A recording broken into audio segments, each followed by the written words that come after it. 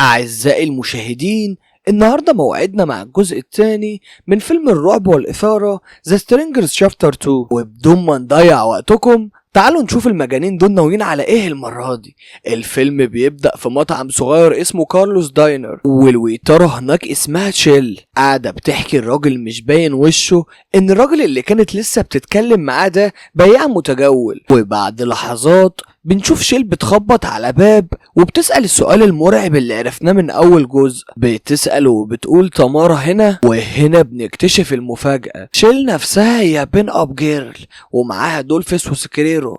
التلاتة بيهاجموا البياع وبيقتلوه بدم بارد. في نفس الوقت مايا بتفوق في مستشفى مقاطعة فينيس وهي في حالة صدمة، وهناك بيبلغوها بالخبر الكارثي ان خطيبها رايان مات وما قدرش ينجو من الهجوم.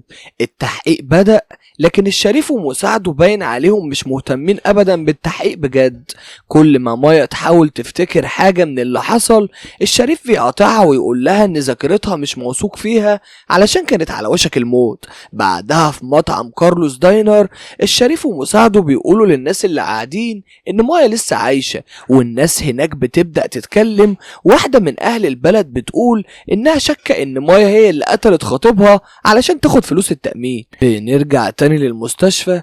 الممرضة دانيكا بتدي مايا مسكن للآلام، ومايا بتحاول تهدى وتستقر على السرير استعدادا لليلة طويلة جاية. الليلة دي مش سايبة مايا في حالها، البنت حرفيا بتقضي أسوأ ليلة في حياتها. الكوابيس مش سايبينها لحظة، كل ما تحاول تنام بتشوف وجوههم القناعية وهي بتطاردها، وبتصحى مرعوبة وبتمسك موبايلها وبتدور على أي حاجة تطمنها. لكن بدل الطمأنينة تلاقي خبر أسوأ. أختها بعتلها رسالة بتقول انها اتأخرت وهتبعت لها عربية اسعاف خاصة تنقلها المستشفى تانية. لكن قبل ما تستوعب الكلام موبايلها بيرن برقم غريب، ولما بترد الصوت البارد المألوف بيسألها تاني تمارا هنا. وفي اللحظة دي قلبها بيدق بسرعة، والصوت حركة بره اوضتها بيخليها تعرف انهم قريبين جدا. مايا ما تستناش ثانية وبتقوم تجري وتهرب وسط ممرات المستشفى المظلمة، وبتتنفس بسرعة وهي بتحاول تستخبى في اي ركن او ممر فاضي. وعلى هذا الحال لحد ما توصل للمشرحة، وهناك بيظهر سكير كرو والمشهد بيبقى مرعب. بيقرب منها بهدوء، وخلال ده كانت بتحاول تلاقي مخرج، وبالعافية بتنجح انها تفلت منه وتجري بره المستشفى شوية وبتوصل لمزرعة خيول. وهناك بتقابل ست عجوزة صاحبة المزرعة. الست اول ما بتشوفها تفتكرها حرامية وبترفع البندقية في وشها، بس مايا بسرعة بتحاول تشرح الموقف وبتطلب منها المساعدة. بتقول لها ان في ناس بيطاردوها وعايزين يقتلوها. الست بتهدى شوية وبتقول لها بحرقة ان الشريف مش هيساعدك.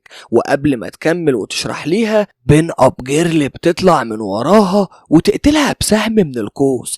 الدم بيتناثر ومايا بتصرخ وبتجري تاني. الهلع مسيطر عليها وهي مش عارفة تلجأ لمين ولا تروح فين. وخلال ما هي بتجري في الطريق عربية بتقف جنبها، اللي بتكون سايقة هي الممرضة دانيكا ومعاها كريس زميلتها في السكن اللي كانوا راجعين من شغلهم. دانيكا بتشوف حال مايا وتقرر تشيلها معاهم في العربية. مايا بتركب بس الشك مش سايبها. كل اللي حصل خلاها مش واثقة في حد.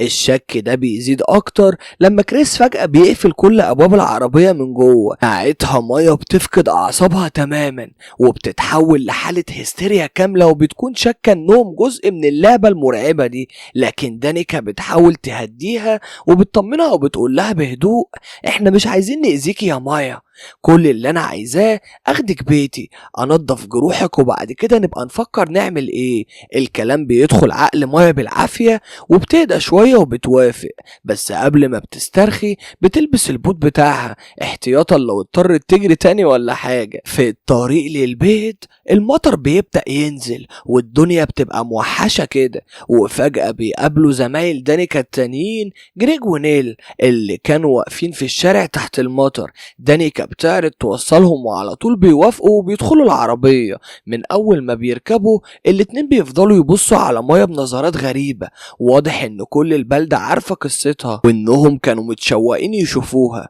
لكن النظرات دي ما بتكونش مريحة خالص، خصوصا جريتش اللي تصرفاته كلها مريبة وكأن في حاجة مش طبيعية وراه. الجو جوه العربية يوتر أكتر وأكتر، ومايا تحس إن كل حركة حواليها خطر، ولما بتشوف كريس بتطلع سكينة علشان تقطع بيها تفاحة. مايا بتنهار تاني من الخوف وبتمسك السكينة بسرعة وبتفتح باب العربية وبتحدف نفسها بره، وعلى طول بتجري جوه الغابة من غير ما تبص وراها. ووسط ضلمة الغابة مايا بتوقف نفسها بالعافية وتبدأ تتصرف بعقل الناجي، تخيط جروحها بإيديها وتلاقي مكان تخيم متروك كأنه محدش قرب منه من سنين. بتولع نار علشان تتدفى وبتحاول ترتاح، بس الأمان عمره ما بيطول في العالم ده. سكيركرو كان قريب منها جدا. المجنون ده بيطلق خنزير بري عليها علشان يعذبها، والخنزير بيهجم بعنف وبيجرحها وبيحاول يجيبها الأرض، لكن مايا خلاص دخلت وضع البقاء. بتمسك السكينة وتقتل بكل قوتها لحد ما تنجح تقتل الخنزير في معركة دموية مرعبة. وبعدها وهي بتتنفس بصعوبة بتقوم تمشي وسط المطر والظلام لحد ما توصل للكوخ اللي اتهاجمت فيه من الأول، زي كأن القدر بيرجعها تاني لنقطة البداية. في الوقت اللي مايا بتحاول تنجو لوحدها في الكوخ، الشريف ومساعده بيتمشوا بالعربية حوالين البلدة، بيدعوا انهم بيدوروا على العربية الحمراء اللي مايا قالت انها شافتها ليلة الحادثة. فعلا الشريف بيشوف فان حمراء بنفس المواصفات، لكن بدل ما يتصرف بيتجاهل كأن مفيش حاجة حصلت. الراجل واضح انه بيخبي حاجة كبيرة مش بس اهمال عادي. وفي المطعم المساعد بيقترح فكرة منطقية جدا، بيقول للشريف طب ما نكلم الاف بي اي يحققوا في اختفاء مايا وقتل رايان، لكن الشريف بيرفض فورا بصوت مضطرب وبيقول ان دي فكرة هتفتح حاجات قديمة هو مش عايزها تتكشف، كأن في فضايح هو مداريها ومش مستعد يواجهها دلوقتي. بنرجع للكوخ ومايا بتحاول تنظف نفسها وبتدور على اي اكل، جسمها كله مجروح بس مصممة تكمل. فجأة بتسمع صوته وبتتفاجئ بضابط ولاية اسمه بيلي بورفورد وبيدخل المكان، راجل جاي يحقق في فساد اسم شرطة فينيس. مايا بتستغل الفرصة وبتقوله بخوف من فضلك خدني بعيد عن البلد دي. بيلي بيتعاطف معاها وبيساعدها تركب العربية، لكن قبل ما يلحق يركب هو كمان بين أبجير اللي بتظهر من العدم وبتغرس سهم في صدره. الراجل يقع ميت فورا. مايا تصرخ وبتخطف العربية وتهرب بأقصى سرعتها، لكن الحظ مش دايم. عربية بيلي بتمشي شوية وبعدين الموتور بيبوظ في نص الطريق، والليل نازل والمطر شغال. مايا بتنزل تدور على مساعدة وتخبط على أقرب باب، اللي بيفتح هو نيل واحد من زمايل دانيكا. مايا مرهقة ومش قادرة تقف على رجليها وبتنهار على الأرض وتفقد الوعي، بس المرة دي الحظ معاها. دانيكا ومعاها زمايلها مش أشرار، بالعكس بياخدوها جوه وبيعالجوا جروحها وبيغطوها لحد ما تنام. لما بتفوق تاني بتلاقي جريج واقف فوق راسها في الأوضة بنظرة غريبة كعادته، وبيقول لها بنبرة باردة عارفة انك الضحية الوحيدة اللي نجت من الغرباء. وقبل ما التوتر بيزيد دانيكا بتدخل بسرعة وبتطرده من الأوضة. بتقول لها وهي بتحاول تطمنها ما تاخديش كلامه على محمل الجد، هو بس متغطرس وسخيف. بتديها موبايلها وبتقول لها ترتاح لانها محتاجة تنام وتستعيد قوتها، لكن قبل ما تغمض عينيها جريش بيرجع تاني وبيقعد جنبها وبيسألها بنبرة غريبة كنت بتفكري في ايه لما الغرباء هجموا عليكي؟ صوته المريب بيخلي الجو يتقل من الخوف، كأن الشر مش بس لابس قناع. ومايا بتبص لجريتش وبتحاول تجاوبه على السؤال الغريب، بتقوله بهدوء انها حاسة بالاختناق من الذكريات وان الوقت كان ماشي ببطء قوي، وكل ثانية بتعدي وهي عارفة ان خلاص فاضل لها وقت قليل جدا. جريتش بيبتسم ابتسامة غريبة وبيقول لها ان الغرباء دول موجودين في فينيس بقالهم زمان، بيراقبوا الناس كده من غير سبب واضح. ولما مايا بتسأله بيعملوا كده ليه بيبص لها بعين باردة وبيقول لها الجملة اللي بتخلي الدم يتجمد، هو لازم يكون في سبب.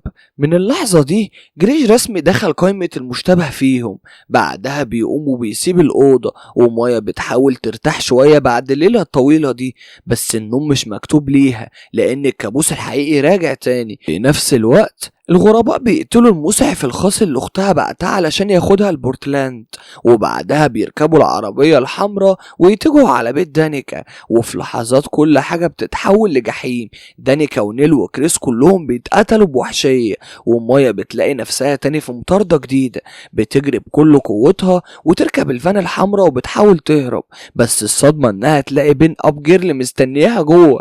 المعركة بينهم بتبقى عنيفة جدا، مايا بتستخدم كل حاجة حواليها، ادوات الاسعاف، الشكات، حتى المقص، وتغرز المقص في جمجمة بين اب جيرل. القاتلة بتقع على الارض فاقدة الوعي، ومايا بتستغل اللحظة وبتهرب بالعربية، بس لسه بين اب جيرل مش ميتة تماما، بتصحى فجأة وبتبدأ تخنق مايا وهي سايقة.